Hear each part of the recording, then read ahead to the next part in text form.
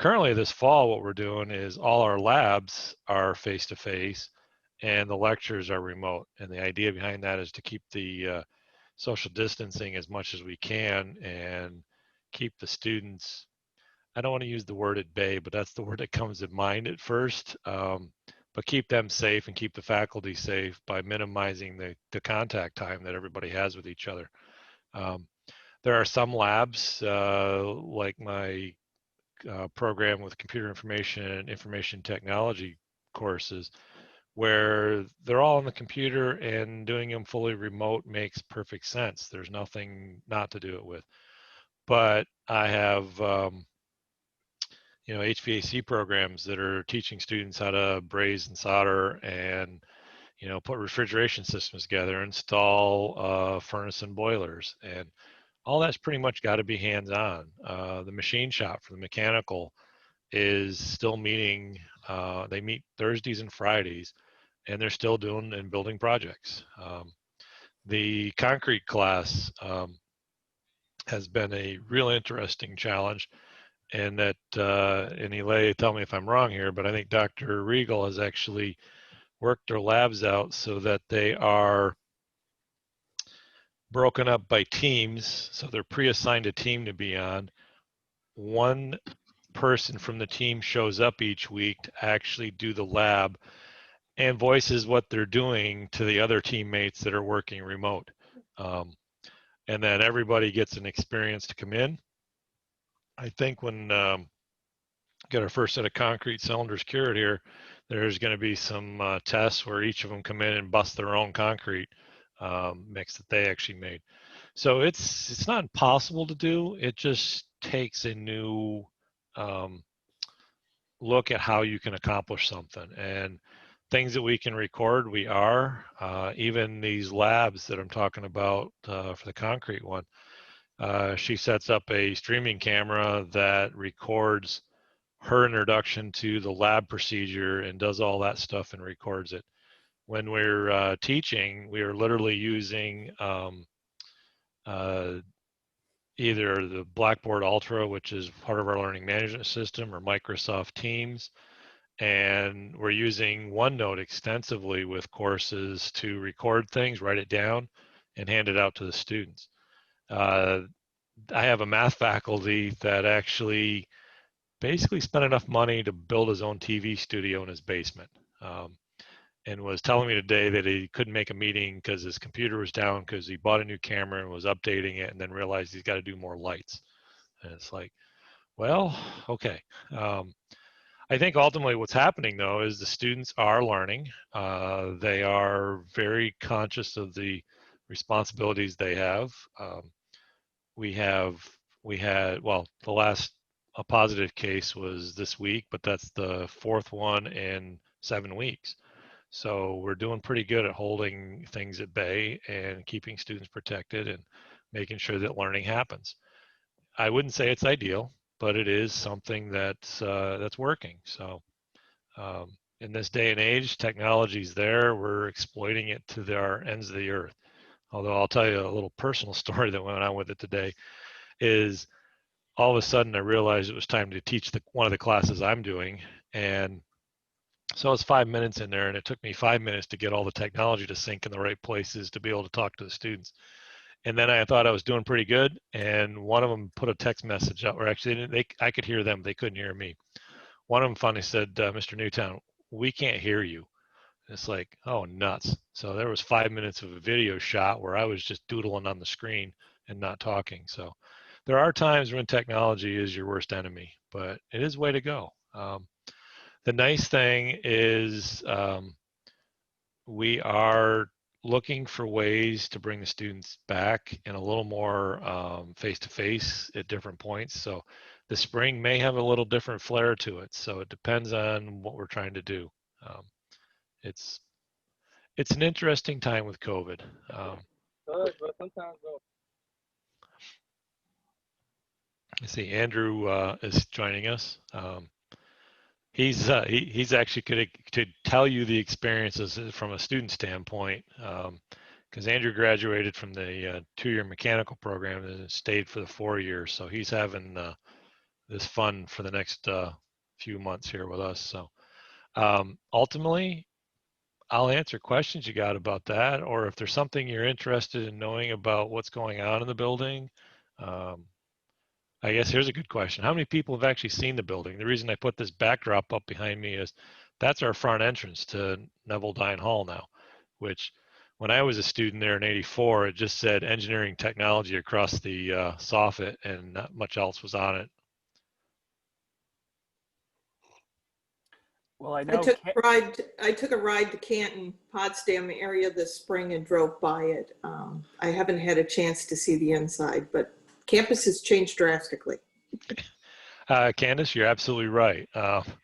It's been, I would say facilities does an awful lot to help out with planning to stay ahead on things, and we get enough projects pre-designed so that when systems looking to hand out money, we got them sitting on the shelf and we can just pull off the one that we can match to that amount of funds and we go for it. Like right now, I literally know there's a student parking lot that's getting some work done to it. It needed it. Other than the few students that are on campus face-to-face are grumbling because they got tossed out of their parking lot and the university police are issuing tickets because they're all in the wrong places. But I'd say for the most part, we have a really nice campus, and I've seen a lot of other SUNY campuses, and by far I like ours. I'll give Mike McCormick, who is also an alum, started out in mechanical with me in '82, and then in '83, that spring or fall, he switched over to civil and then finished out. So he takes pride in the campus too, and it's a nice place. But you're happy, Laura, if you want to come up and see it, just call. Bring a mask nowadays, but yeah, you can just call. That's always in the car. Yeah. Lori, I just want to point this out, is actually one of our co-chairs for the class of 1980 for the 40th reunion. So thank you so much for being here and for all the help you've given Sarah Manili so far. You're welcome. We appreciate it. So as Mike said, anytime you want to come up, you're totally welcome here. Absolutely. Now, Mike, if you don't mind, I think it would be interesting if we could maybe introduce some of the alumni here, because I know some of you have some pretty interesting stories to tell, especially Candace. Earlier today, you revealed that you are the first female graduate from the Mechanical Engineering Technology program at SUNY Canton. You had a great story you told. If you don't mind maybe saying it again, I think our faculty and other folks here would appreciate hearing it. So thank you for being here and our first female graduate of mechanical engineering. Yeah, look at, still have it, folks. Anybody that was in mechanical knows what this is. It's a level jack. Thing that we made, a house That's a jack secret weapon. with Earl Davies in Machine Tools. I took the opportunity to look at a few of the videos that you have talking about the different schools of engineering. In the Canino school, who I happen to have known Joel Canino through contacts with my husband, who is a power energy consultant.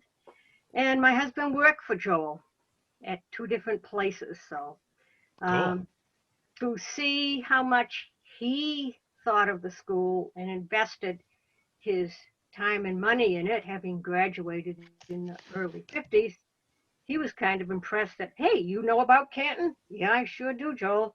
So I have more than one connection now, even though I have not been back on campus since my 5th year reunion. But when I was there on the new campus, it had 2 buildings open, the dining room, the dining hall, and the dorms for all the women, in mud and planks all over the place. And it was no easy task for anyone, I would think, that went through that building process, especially for myself or anyone that was in those transition years, going from the old campus to what they were telling us the new campus would be. But hey, you're not sitting in the mud, people, we are. So it was a different time. It was an interesting transition time. And I'm glad to see that in terms of the mechanical and the whole attitude toward the technology of the division, that you haven't lost sight of how important having hands-on training is out in the real world. The work that I did reflects that still every day. I still have things that I reach back and, where did I learn to do this? I learned it at Canton, and it's still that way and still goes on. It may be morphed a different way, but it's still that solid base learning and work ethic that was instilled in us. Well, if you didn't have the work ethic, you never would have made it through the mechanical, I'll tell you that. Yeah. It's a tough program. And when I was there were two girls in that year in the class of 66. There was Elizabeth Gilson, who was electrical, and myself in the mechanical. And all we got asked the first week or two, a month, are you sure you're in the correct room? Do you know where you're supposed to be? You know, shouldn't you be over with the secretarial students or whatever? And we said, no, we're where we're supposed to be. But they took a chance with the two of us. And Elizabeth's journey was very different than mine. She actually, I'll give you a little bit about Elizabeth. We had classes together in our freshman year. And once you got into second semester and then your second year, you just went completely different paths. No longer in contact. Our schedules were different. Elizabeth was married. She had a little boy on the way. And, you know, I was in a completely different vein. But we both got a lot out of the school. And she was there mainly because her future husband was at Clarkson, and he was electrical. And she was a real smart gal, I'll tell you. She was miles ahead of me. And she just wanted to kind of find out what the field was like. So she took electrical at Canton while he was over in Clarkson.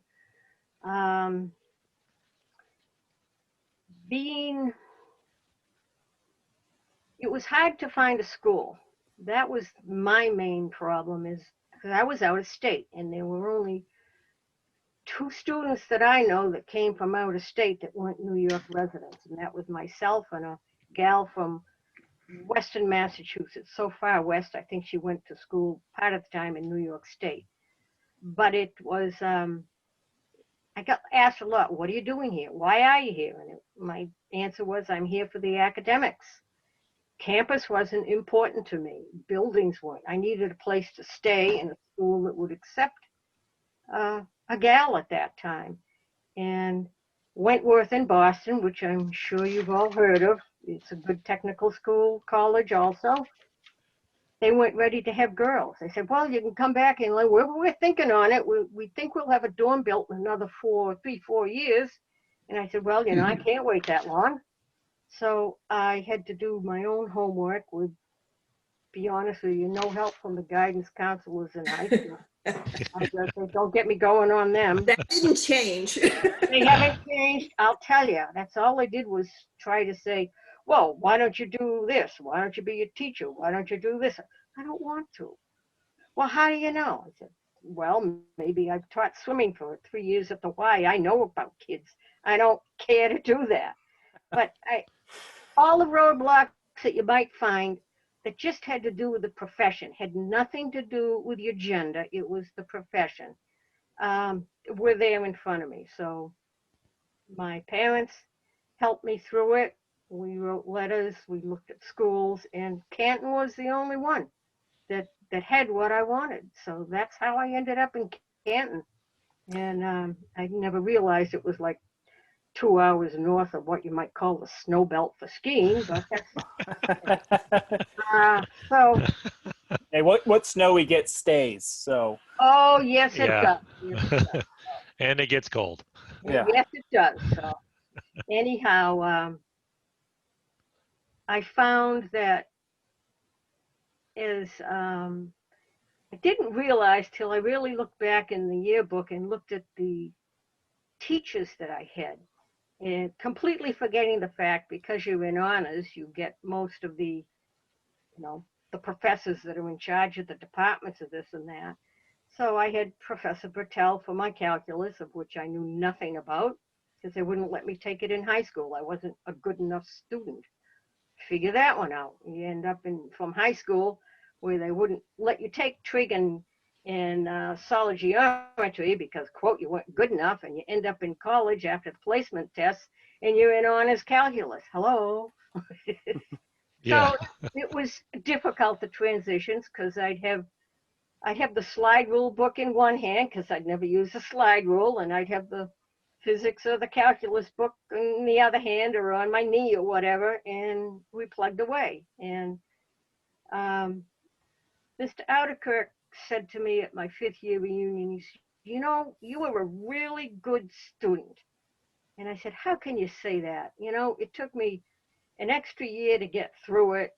And I passed everything, but not as well as I could have if I'd maybe been a little bit lower in the level of subjects. But he said, no, you're a good student because you did it on your own.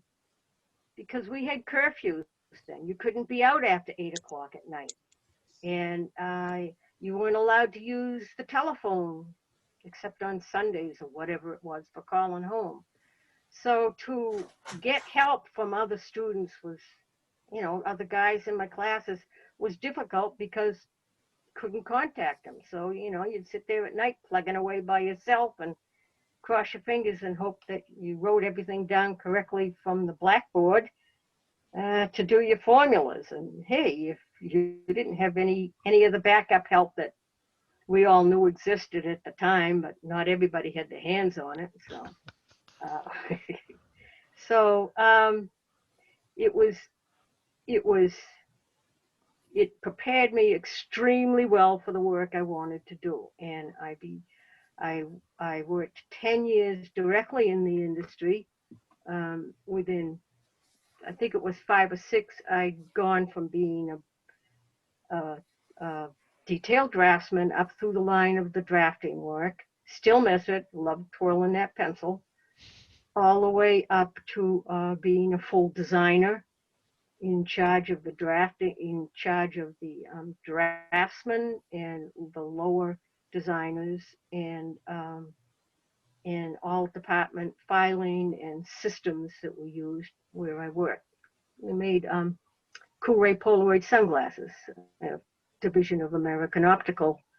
So we did everything, and it was fun because we had our own machine shop, a full drafting department, full design department for making all the different models of glasses. Twice a year, we tool the machines up. We designed our own machines. We built them in-house, and they went right out onto the production floor. And because we were a smallish department, we usually had about 6 in it.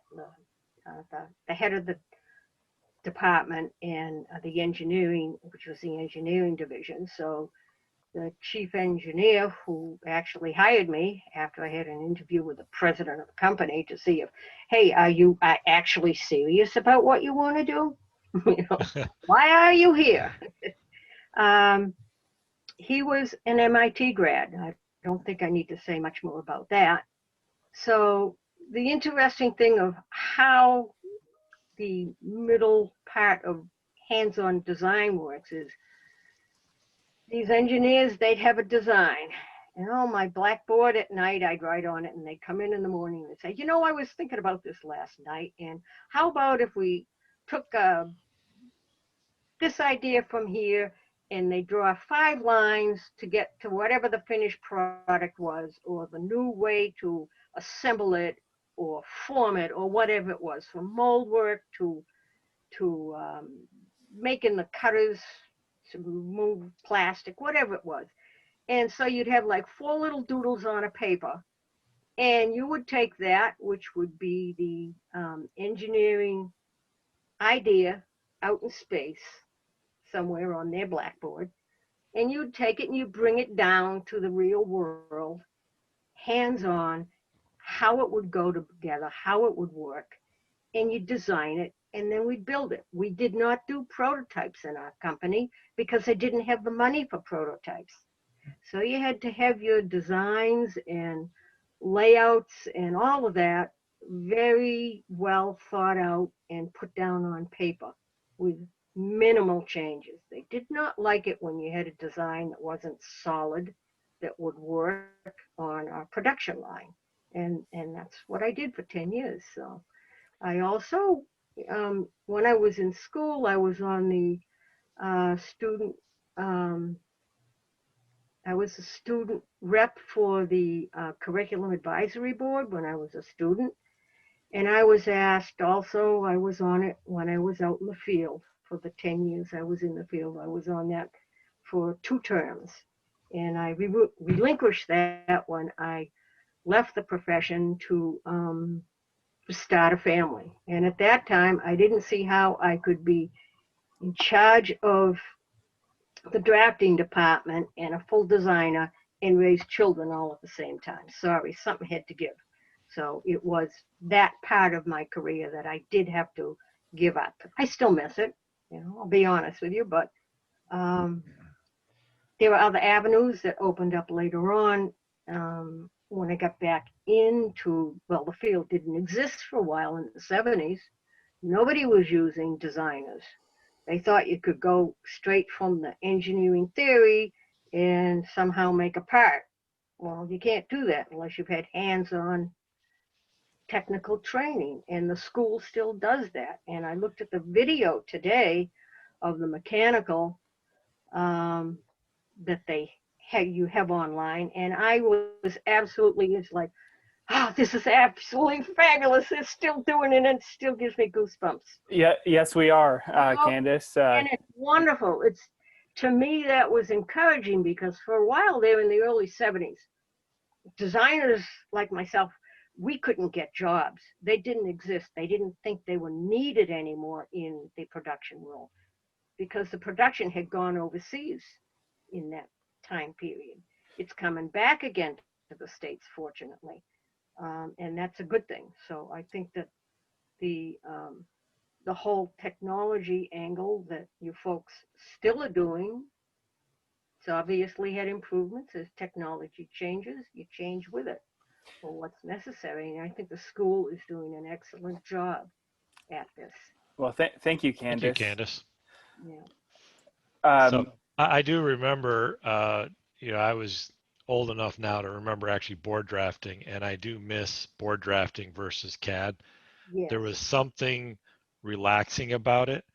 The only thing I don't miss is running my tie over in the drafting arm and then standing up, deciding I needed to get up, and off came the drafting arm. I got pretty good at recalibrating that. I'll tell you what I miss about the board drafting, and it was a sadness because not everyone that took drafting ever wanted to see a board again in their life when they left the place. But there are others that it's an art form. Mechanical drafting was a type of art. And I still view it that way. It was engineering art. The drawings that you did, if you were making patterns, doing pen and inks for patent work or whatever it was truly, if you're good at it, it was an art form. And that is what I feel sad about, because that art form of the drafting just doesn't exist. And I do the CAD and all that, but it's not as much fun. You can make many more errors because you think the computer knows everything. They forget about the one that's up on top of your shoulders. You remember that a little bit more. The only batteries we need is good nutrition. Well, that I do miss, that part of it. But I think it's necessary that they still do a little bit of that because it helps your visualization. Well, I'd like to riff on the hands-on nature of our programs and throw that to Yilei and Mike. You had a little thumbs up there, Professor Shi. What kind of hands-on work do you do in your program, or do you see done in other programs that you think is valuable that maybe is not happening at the college down the road? Thank you, Jill, Mike. Yeah, I just to echo what Candice said for arts of engineering. I did, if you talk to my students, I did talk about this point a lot of times. I think engineering is an art. So this is one thing. The other thing that I want to echo you is that I myself, when I was in China, in my capstone project, that's in 1999, I still do board drafting. That's the only chance that I did board drafting throughout my entire life, because at that time, AutoCAD starts their marketing in China now. So 1999, and I directly go to graduate school in Beijing. And after 2002, then, when I'm first coming to the workforce, everything's AutoCAD. So I'm proud that in my lifetime, I did one project, and that's a real life project. It's design of a 7-story residential building that's in China. I did that in a drafting board. Okay, so go back to Geoffrey. So the question was hands-on components of our curriculums, right? Yes, thank you. Thank you. So yes, we are really hands-on. And one part is that our faculty comes with our real life experiences. And we have also a lot of really good ISAs, instructional support associates. For example, Paul Hitchman, and in our department, and students are calling him as the father of the bridge, right? Because he is that so, Mike? Oh, that's true. Okay. Yeah. I was mentioned that is that I just was attending a virtual meeting with AIC about the future of next year's bridge competition, of that type of thing. So go back to the hands-on. We have labs. We have awesome faculty. We have awesome instructional support associates. And our curriculum, go back to that, is all based on hands-on components, because engineering is an art, but it's an art of the engineering judgment. So how do we build on the students' capability of engineering judgment based on the hands-on stuff? Okay, so in my curriculum, in my lower, I teach statics and strength of materials. Both are engineering technology curriculums. So we focus on more examples, on the real life examples, not too much on the theoretical backgrounds on how does this equation comes into shape and why we apply those, and what are the applications of the math to physics, and from physics to engineering. That part, I just spent a minimum of the time. I spend most of the time on the engineering technology part, how we apply those theories into real life projects. And then students, it turns out that they really, really loving the hands-on components. So I usually share my experience back in the industry. I had 3 years of design on the buildings part when I was in China. And I had almost 6 years of bridge part, the design experience in America. So so students really likes my my real life experience and on the projects to the curriculums. Thank you. And I think that's something that real life applicable experience is something that everybody, all the alumni in this room can relate to with their professors, whether back in 1960, 62, 68, 80. You all had professors who were in industry before they started teaching. So I think that adds to the value of the SUNY Canton education, that hands-on experience. And that's certainly what Mike and I hear all across the country when we travel and visit with alumni or folks who are hiring or graduates, that day one, boots on the ground, our alumni can do the job, whereas other students who have, maybe went to a school that has, a higher price tag down the road, Clarkson, those students take a little time to get their bearings, whereas our students are familiar with the equipment. We can do the job right away, and that's something to be proud of. At least I think that makes me proud to support the school. So I'd like to open it up to more questions from alumni, alumni to faculty, alumni to alumni, faculty to alumni, whatever. Godfrey, did you see Darren Tracy's message about drafting? So Candace, Darren does not miss hand drafting. Yeah. So Candace, I think you and Yilei can be good friends here, but not Darren. I have to admit, computers make things a whole lot easier, but Hey, here's a dumb question. How many had Nick Labella for mechanical drafting 2? Anybody remember that faculty member? Yeah. He literally scared the daylights out of me. He'd hand out negative grades. So if you came up with a ridiculous tolerance and he thought it was ridiculous, he'd actually make you double the points off. And you could wind up with a -20 on an assignment. And it wasn't until I got out in industry and I had to sit down and start, figuring out my tolerances that I realized I actually understood it, but he scared me the entire semester he taught that class.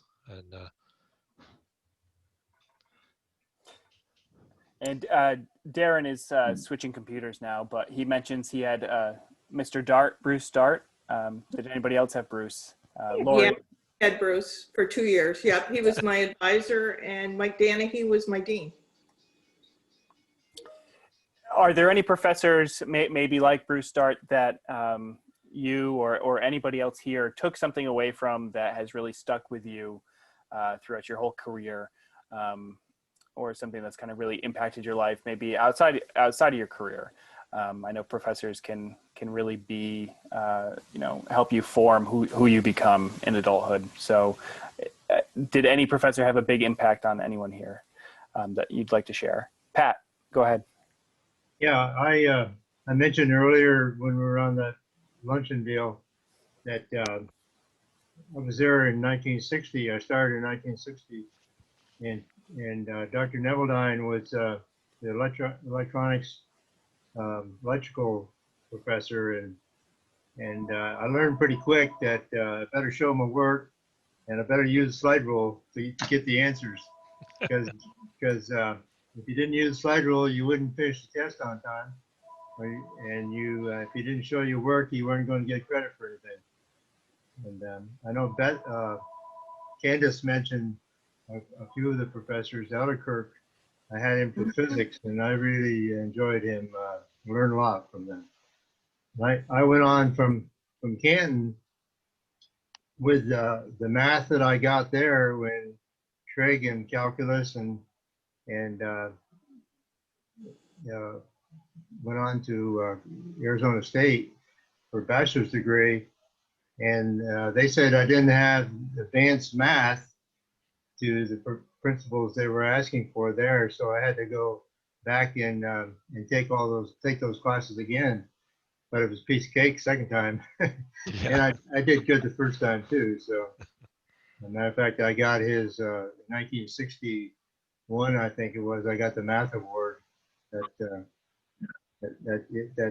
year. So that worked out pretty good. So if I have to say there was a professor who taught me something, and it's one of those things that sticks with you for life. It was Sheldon Katz. He taught material science when I was there. And he opened the class with a conversation that says a 90 is a 90 and a 90 is an A, and I don't round. And if you've got a 90, you'll get an A. And at the end of the class, I had an 89.8, and I was furious. But the answer was those were the rules. And every class he'd end with peace out, and he'd disappear. Absolutely true. I actually had Sheldon when I was a student. And what I remember most about him was there was outside his office door, and I actually, when I got back to teach at Canton, I actually got his office. And I remember outside his door going into the lab, there was a sign, late files or late papers submissions here, and it was the round trash can. Mhm. On time went on a little table in an inbox, and you take the inbox away at the end of the day. Yep. The rules That were is, the rules. yep. Actually, the interesting thing is I didn't see Sheldon this year, but I usually see Sheldon about every Christmas holiday. He comes up to Really? visit and spends. We usually go to lunch, and that's one man I absolutely respect. Mm-hmm. Mm-hmm. Andrew Fitch, class of 19, would like to share who had an impact on You him. guys hear me okay? Oh yeah, you're good. Okay, good. So I'm actually on campus right now. I had my associate's degree, so that's why I'm an alumni, but doing my bachelor's right now. I'm actually in my car outside of the new Kennedy Hall, which is where I live. But probably the biggest thing for me was Dan Miller. I don't know if anybody would have had him or not, but I lived in Australia before I came to SUNY Ken, which is kind of ironic with it being the Kangaroos now. But you know, he just was my biggest advocate from the start. Like he reached out to me in Australia with crazy time zones and just wanted to, you know, connect with me on a personal level. Like I play basketball as well, and his kids play hockey. Like he just wanted to help me with the student athlete perspective as well. And then the engineering side of it, like he was there since day one. He ended up being my advisor, and you know, I took a lot of hands-on classes with him, like machine design. Let's see, there was another one like a metal making class. I forget what that one's called. It's been since freshman year, but there's a lot of different classes that I took with him. Mr. Newtown's always been amazing for me as well. Just, you know, saying hi to him in the hallways or just talking to him anytime I get. So both really great professors. Andrew, when you say hi, it's not just a normal hi. It's we all look up to Andrew, and he actually has a business card he hands out. Yes, I'm this tall. Yes, I play basketball. Yeah, I'm a mere 7 feet, so. Wow. And Candace, it was really great hearing all the stuff that you're talking about. Like, it's just great to see how you know, the school that I'm at has come along so far. So. Absolutely, Candace. And I know you said you haven't been back since your 5th reunion. I think it's time, once COVID has passed, for you to get up here. I'll personally drive you so you can see the campus. I wouldn't get in the car with him, Candace. Just saying. Well, she's I from don't know, Massachusetts. Tracy. You know, He I can. actually lets me drive his car, so I mean, so you might get a chance to drive his car, Candace. If it's not a sports car or a truck, I'm not interested. Whoa! It's a Volkswagen GTI. It has plaid seats and a manual transmission. It's awesome. Well, then I will drive it. All right, Candace, I'm on my way. Okay. Yeah, but I'm going to put the spoiler in here, though, Candace. His other car is a Harley. Ask him if he'll let you. I'm sorry, I ride motorcycles too, so I mean, Yes. I didn't know either. You know? But are you Well, crazy enough to ride the bike in the winter like Outer Kirk used to? Oh yeah. Yeah. I don't know. I'll have to get snow tires or something, which automotive could probably put on for me. So They probably could. Well, excellent. Would anybody else like to share anything? We have some new folks joining us. Paul Hitchman, who was mentioned mere moments before getting on.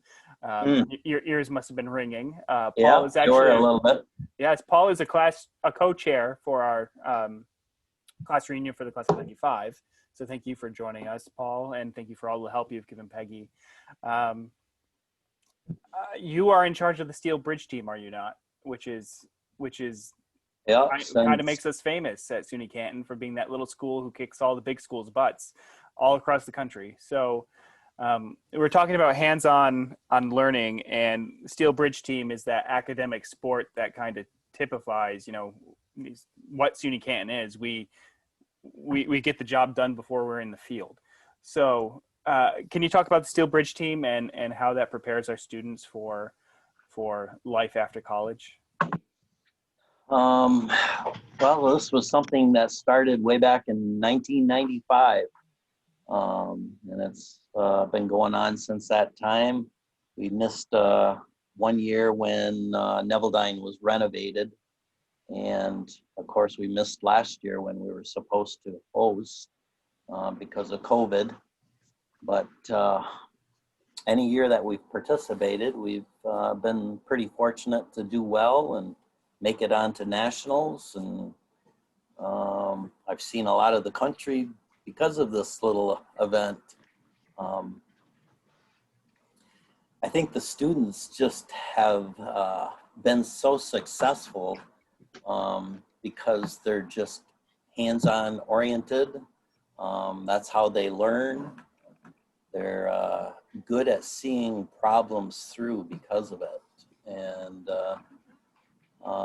they like being the underdog in these competitions. We go in not expecting a whole lot and have everything to gain, and just come out doing very well because of it. So I heard you folks reminiscing about some of the older teachers in the department.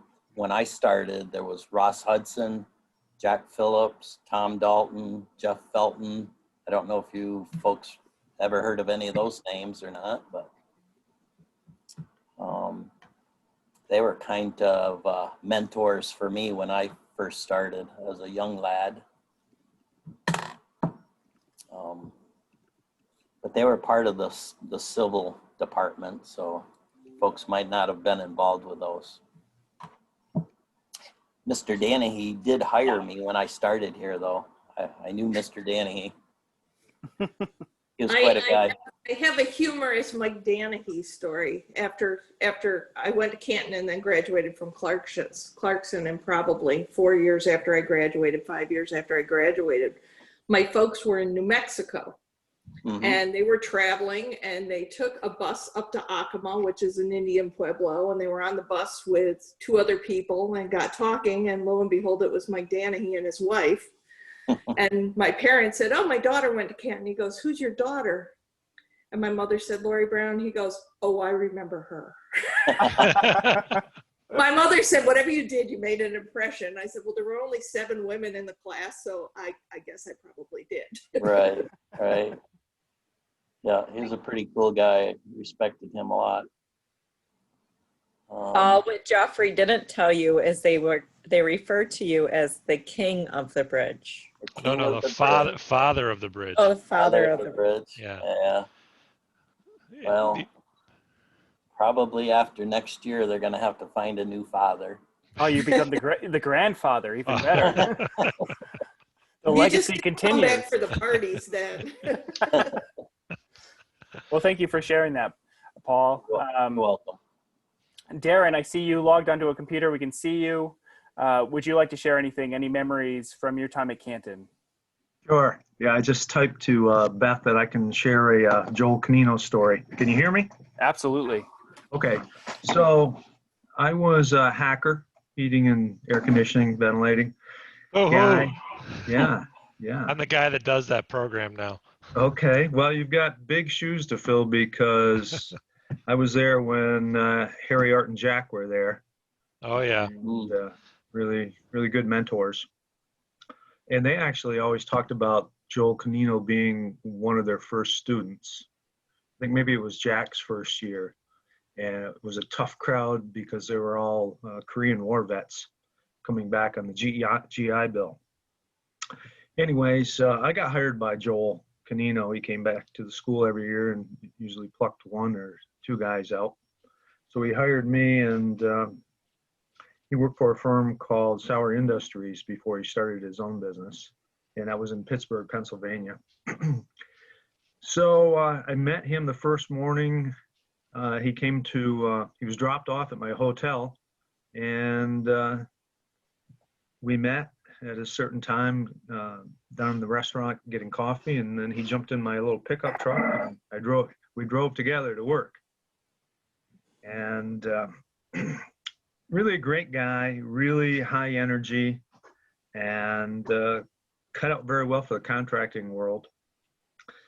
A funny story, he had this Porsche, 911 Porsche, that he always parked outside of the office.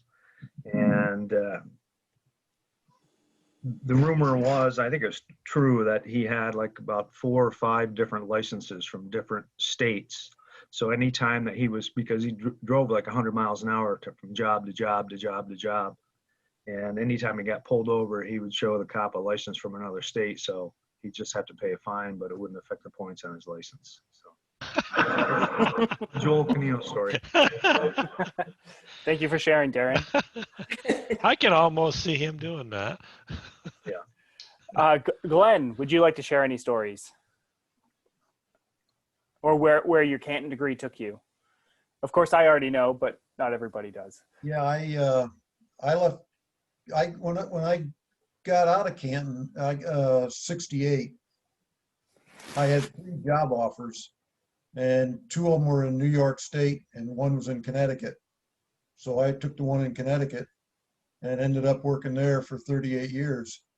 But I went to Pratt Whitney Aircraft and worked in their mechanical components division. And we did bearings and seals and gearboxes, and I was research and design prototype rig hardware, one-off type stuff. So we were talking about doing a lot of, earlier on, we're talking about doing a lot of drawing on the back of napkins and getting out in the machine shop, and just our sketches were sometimes kind of basic, kind of crude, but yeah, but Canton provided a great foundation for getting me into a field like that. I knew nothing about the aircraft industry or aircraft engines or jet engines and whatever, but the program, I worked the program in Connecticut for about 10 years, and then I had the opportunity to come down here to Florida and worked on some military jet engines, and eventually got into the space program, working on rockets and space shuttle hardware and things like that. So, but there was a lot of basics, you know, from the automotive program that I was able to apply. Mechanics are mechanics, and so it was really good. I enjoyed my time at Canton. I will admit, yeah, I had a great social life in Canton. So, and it turned out that I met my wife of 50 years there too. So yeah, Sue and I celebrated our 50th anniversary a couple of years ago. So all in all, Canton was a good experience for me. That's right. Thanks, Glenn. And George French, if I remember correctly, you were an automotive student. Would you like to share anything? You're muted, George. I will. You can unmute him. Okay. You should be getting a request to unmute George. There you go. Hello? Yep, you're live. We can. Okay. I can relate to that gentleman that was just on right now, because I basically did the same thing with the automotive technology program.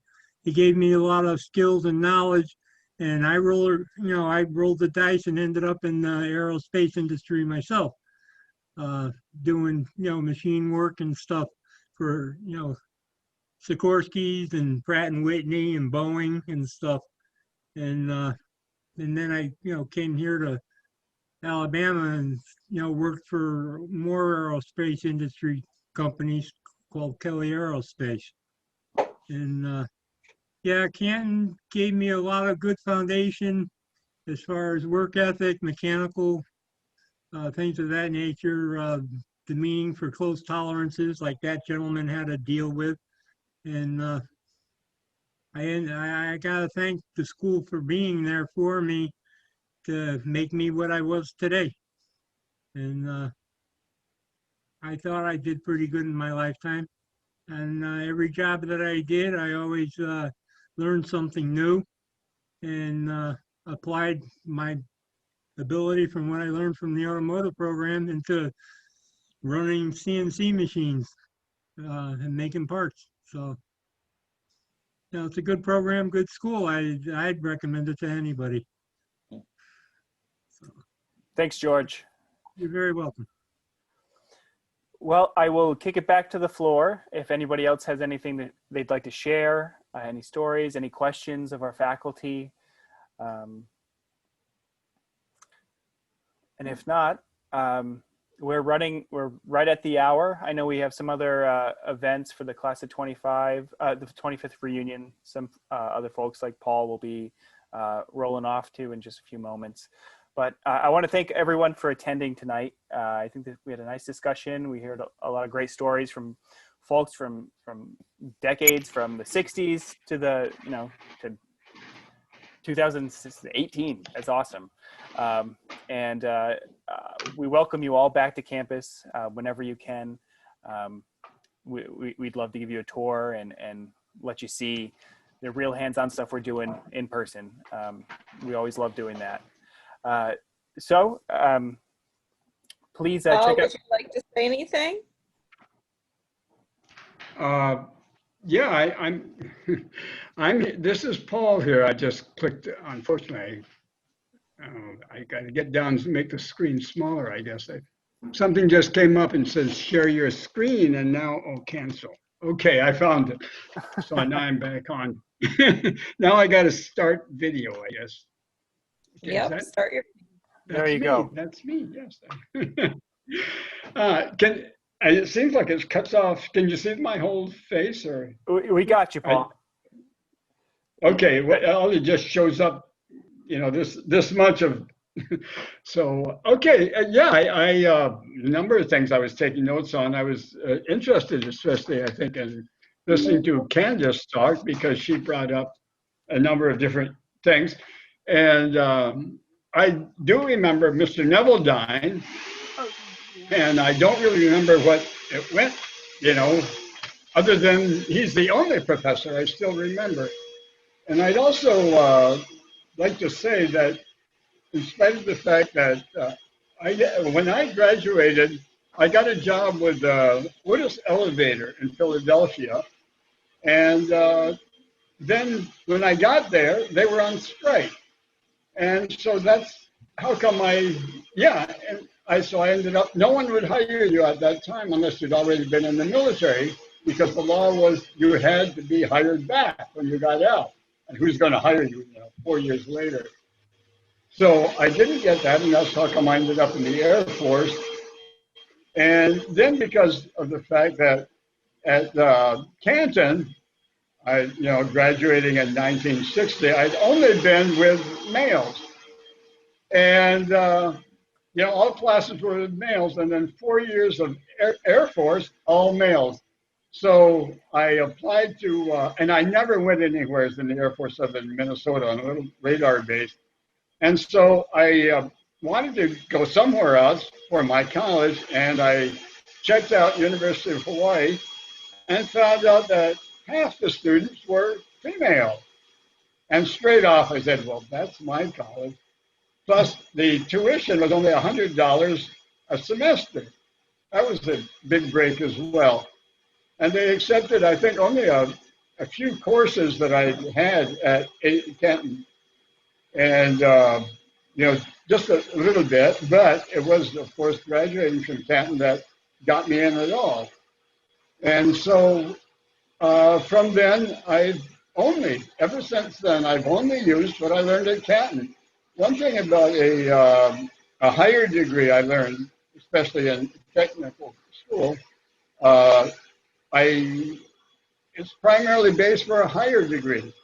And so it's like, well, you go for a job, well, you mean all you've got is a BS degree? Yeah, well. So I came back to, I was in Hartford. I taught in electrical technology at a 2-year in Hartford. And and then things happened that I ended up back in Hawaii. And in Hawaii, I remained as a substitute teacher. Again, what are you going to do with a 2-year, with a 4-year degree other than that? And so I taught substitute all grades. I taught every subject in every school and every grade at the east side of the Big Island. That was about maybe 22 different schools. So that's what I did for 14 years. I rather enjoyed that. I really thought it was pretty good to be able to teaching there. And then I also, primarily, I've also, Nicaragua, I worked as an engineer in a cannery, in Central America's largest cannery, and ended up, then there was the change of government, and I ended up back with my wife from Nicaragua, back in Hawaii. And so we lived there for a while, and had been going back and forth to Nicaragua until the current, unfortunately, liberator turned into a dictator. So it's still not safe that much to go back. But I'm currently rather stranded under house arrest, I call it, here in North Carolina with my daughter. I call it house arrest because I can't, I'm just supposed to stay inside. She does all the shopping, cooking, and so on. Hey, Paul, Yes. hi. I truly apologize for being rude, but apparently technology has caught up with us. We have folks from class of 1995 waiting, but we can't get on that Zoom because Joffrey is hosting this one. So this one needs to end so we can start. Because what? Paul, we have to finish this because we have the next meeting and we can't start that one. Well, I can get up. Listen, you're breaking up. So the only way I found that it clears it up is if I cut off the video. Yeah, no, Paul, So that's what I'm doing. Paul, we need to end this meeting. we have folks waiting. Oh, the whole meeting is ending. Okay. Yeah. Sorry about this. I personally think Canino School Engineering is the most important here, but we have to share the love to everybody. So thank you all for coming. Stay in touch. Keep following the reunion website for more events. And we recorded this, so if you want to go back and listen to any of the stories, please do. But anyway, thank you for joining us. Thanks, Mike, all the alumni. Have a great night. And we got to share the floor with the class of the 25th reunion. So take care. Thanks, guys. Take care. Sorry. Bye. Okay.